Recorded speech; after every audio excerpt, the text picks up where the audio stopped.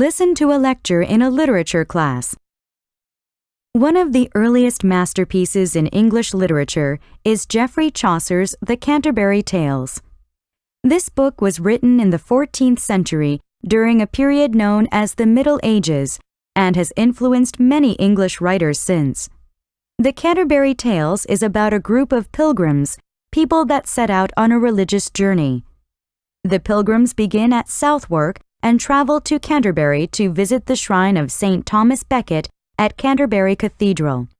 To amuse themselves during this long trip, they decide to tell stories to each other. There are a total of 24 stories or tales in the book.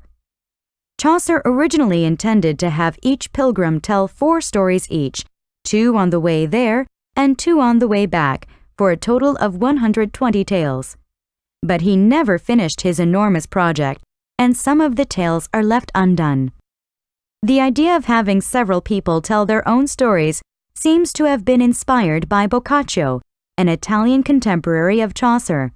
Boccaccio wrote a book called The Decameron, which is about several noble people who are gathered in a house because of the plague and who tell stories to amuse themselves. Many of Chaucer's own stories in the Canterbury Tales are retellings of tales from the Decameron. However, what sets Chaucer's book apart is the fact that he involves many different types of characters, from very poor to very rich. Just like the different people in his books, the stories they tell are all varied in tone as well as diction. The stories in the Canterbury Tales range in style from very serious and moral tales to light and comical stories. The themes of the tales also vary.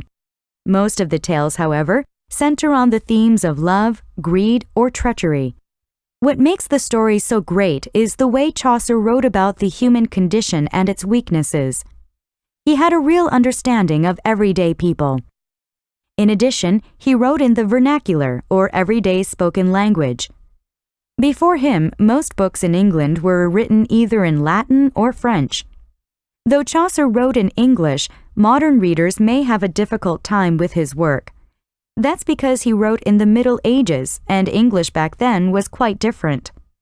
So if you heard the Canterbury Tales being read, it would sound like a foreign language.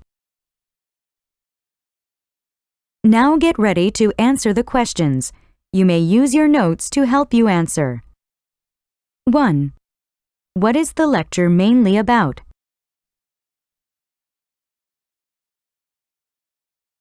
2. How many stories are in the Canterbury Tales?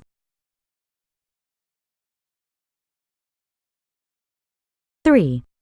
How does the teacher explain the reason that modern readers may find Chaucer's work difficult?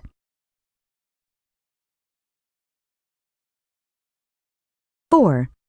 Why does the teacher mention the Decameron?